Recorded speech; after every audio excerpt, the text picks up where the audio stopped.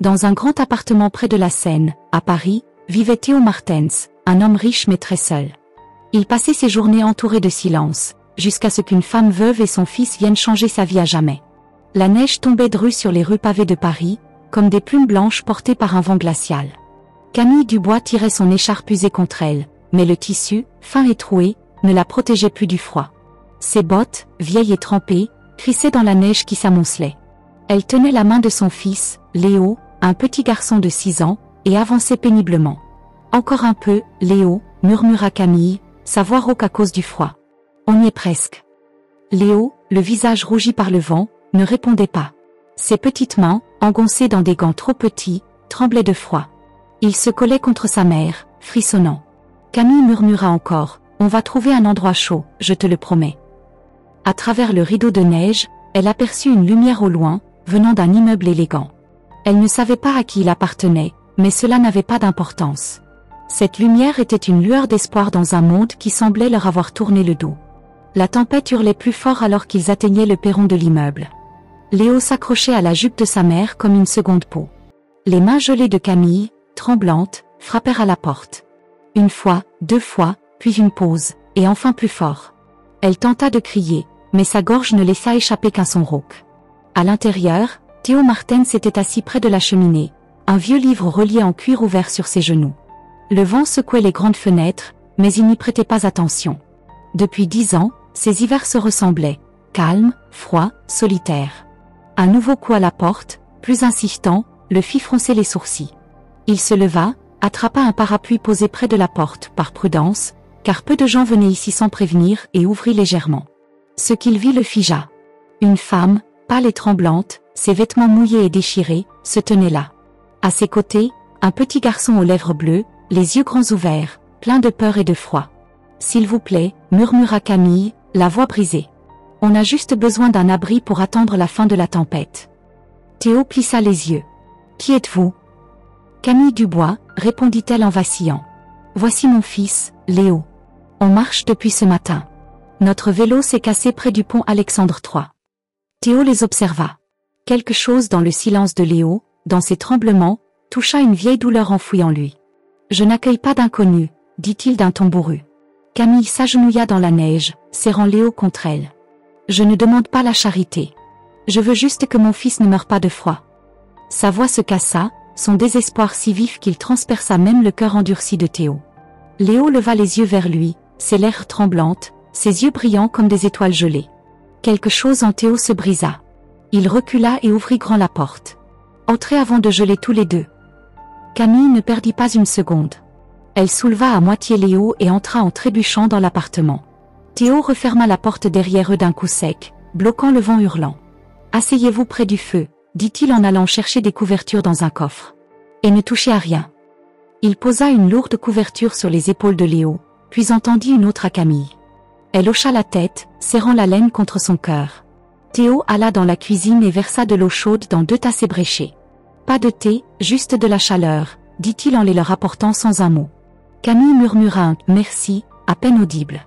Théo, les bras croisés près de la cheminée, observa la vapeur s'élever des tasses. « Ce n'est pas permanent, marmonna-t-il. Dès que la tempête s'arrête, vous partez. »« Je comprends », répondit Camille doucement. Il détourna le regard, mais ses yeux revinrent vers Léo, maintenant roulé en boule sous la couverture, respirant doucement. « T'as de la chance d'avoir frappé à temps, petit, » dit Théo. Camille répondit à voix basse. « Non, monsieur. C'est moi, la chanceuse. » Pour la première fois depuis des années, Théo Martens n'était plus seul dans son grand appartement.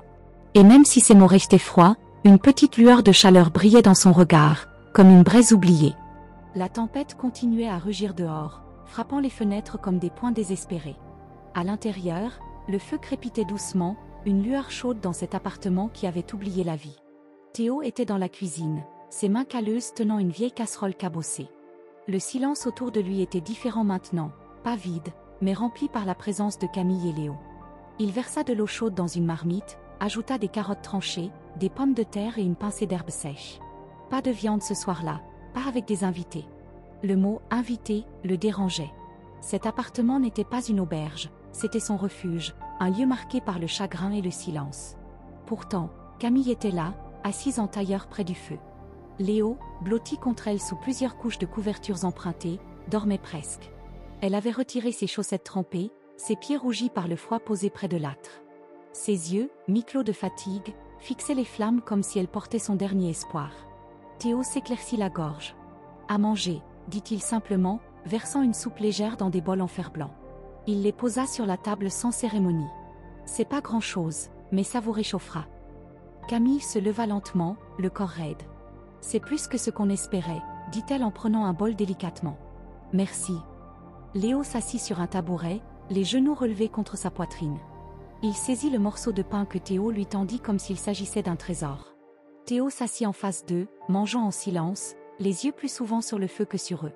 Après un moment, Camille parla, sa voix basse, presque un murmure. « On vient de Bruxelles. Mon mari, le père de Léo, s'appelait Hugo. Il est parti avant l'hiver, disant qu'il cherchait du travail. Il n'est jamais revenu. » Théo ne la regarda pas. Il hocha la tête une fois, sans poser de questions. Elle continua quand même. « J'ai attendu, pensant qu'il reviendrait. Quand on n'a plus eu de nourriture, j'ai encore attendu. Puis Léo est tombé malade.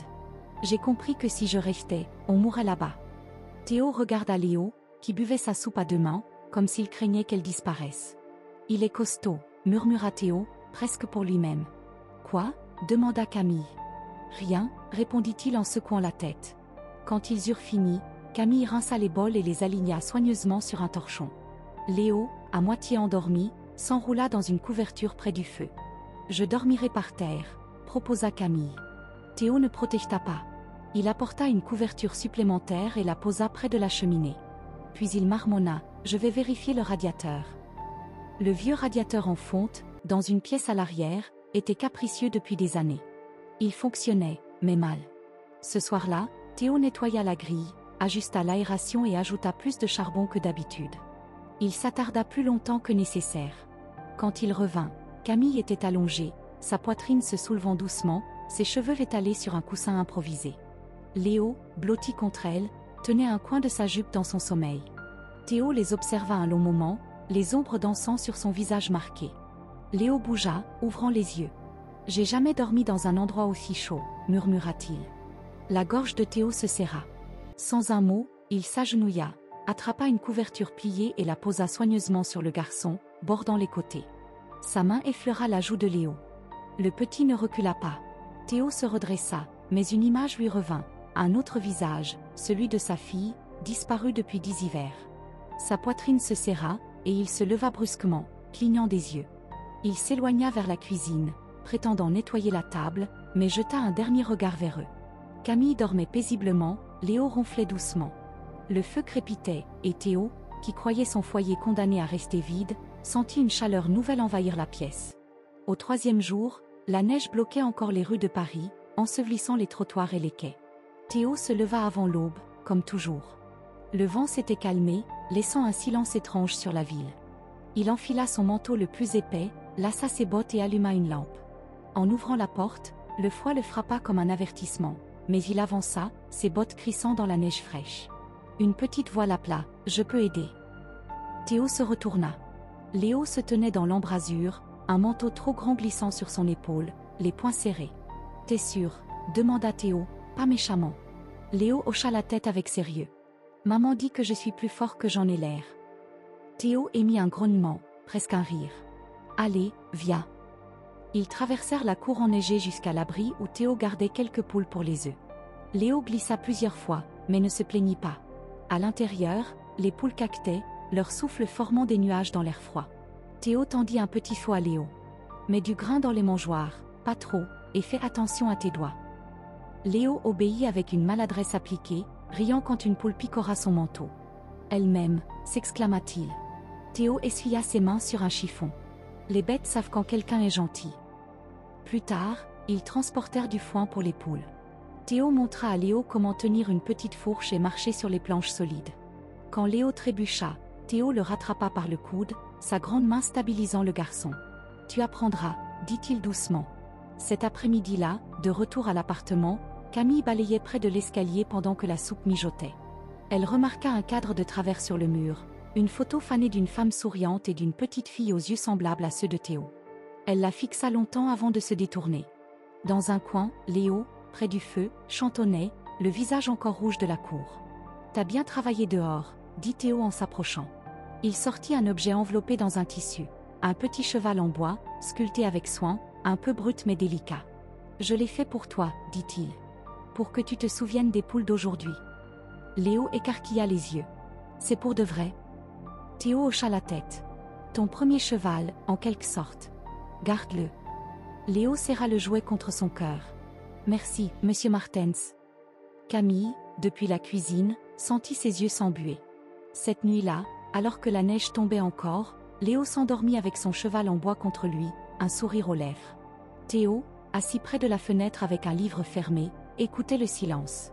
Camille s'approcha doucement. « Vous n'étiez pas obligé de faire ça. »« Je l'ai pas fait pour les merci, » répondit Théo. Elle hésita, puis s'avança. « Vous êtes un homme bien, Théo, même si vous ne voulez pas qu'on le voie. » Il referma son livre lentement. « Je suis pas bon. Juste pas cruel. » Camille sourit faiblement. « Parfois, c'est plus que suffisant. » Théo tourna les yeux vers la fenêtre, mais ses doigts s'attardèrent sur le manche de son couteau à sculpter. Dehors, le vent recommençait à souffler, mais à l'intérieur, le feu brûlait fort, et pour la première fois depuis des années, Théo sentit quelque chose fondre en lui. La nuit était profonde sur Paris. La tempête s'était calmée, mais le froid pressait contre les fenêtres comme un vieux souvenir. À l'intérieur, le feu brûlait bas, projetant des ombres dorées sur les murs de bois. Camille, assise à la table de la cuisine, tenait une tasse vide. Théo, adossé à sa chaise, brisa le silence. « Je parle pas beaucoup. C'est pas un secret. » Camille sourit légèrement. « Le silence, ça peut être apaisant. » Il étudia son visage, puis détourna les yeux. « Parfois, c'est juste bruyant autrement. » Elle prit une grande inspiration. « Mon mari s'appelait Hugo Dubois. Quand je l'ai rencontré, il était gentil, charmant. Il promettait une vie facile. » Elle rit amèrement. « Mais il nous frappait, Léo et moi. » Théo serra les poings sur les accoudoirs, mais resta silencieux. « Je pensais qu'il changerait pour Léo. Mais il est parti, nous laissant à Bruxelles avec un sac de farine et un mensonge. » Théo murmura, « C'est pas un homme. C'est un lâche. » Camille hocha la tête, les yeux humides mais secs. « Je ne raconte pas ça pour faire pitié. »« Je sais, » dit Théo. « Pourquoi nous avoir laissé entrer ?» demanda-t-elle. Il fixa le feu un long moment. « J'ai perdu ma femme et ma fille il y a 10 ans. Une fièvre les a emportés en une semaine. Je les ai enterrés, et j'ai enterré l'homme que j'étais. » Camille tendit la main, s'arrêtant juste avant la sienne. « Je suis désolée. » Il hocha la tête brièvement, puis se leva, comme pour chasser le poids de ses mots. Soudain, un bruit sec retentit. Un vase en porcelaine bleue s'était brisé au sol. Léo, près d'un meuble bas, balbutia, tremblant, « J'ai pas fait exprès. Je voulais juste le voir. Je suis désolée. » Camille s'agenouilla près de lui. « Ce n'est rien, mon trésor. C'est juste un vase. » Théo s'accroupit lentement, ramassant un morceau. « Il appartenait à ma femme, » dit-il. Léo, paniqué, murmura, « Je vais partir. » « Non, » dit Théo fermement, mais doucement. « On ne fuit pas ses erreurs, on les répare. Tu sais coller ?» Léo cligna des yeux. « Un peu, à l'école. »« Bien. On va le réparer ensemble. Il sera pas pareil, mais parfois, ce qu'on répare devient plus fort. » Plus tard, ils s'assirent à la table. Théo tenait les morceaux pendant que Léo appliquait la colle avec précaution. Camille, en retrait, sentit son cœur se serrer. Théo ne pressait pas, ne grondait pas. Il guidait. « Laisse le petit essayer, » murmura-t-il. « Laisse-le se tromper, puis réessayer. Ce qui est cassé mérite d'être gardé. » Quand le dernier morceau fut posé, le vase, traversé de fissures dorées, tenait debout. Léo murmura, « Il est comme neuf. » Théo sourit légèrement. « Presque. » Cette nuit-là, Camille s'attarda près de la porte. La plupart auraient jeté ce vase. Théo regarda le vase, puis elle. « J'ai déjà trop perdu. Je veux rien perdre d'autre si je peux l'éviter. » Elle s'approcha, la voix tremblante. « Vous ne nous avez pas juste aidés ce soir. Vous m'avez rappelé ce que c'est de se sentir en sécurité. » Théo ne répondit pas, mais hocha la tête lentement. Quand elle se détourna, il posa doucement sa main sur la sienne, juste un instant. Et pour la première fois depuis que son monde s'était effondré, Camille crut qu'il pouvait être reconstruit.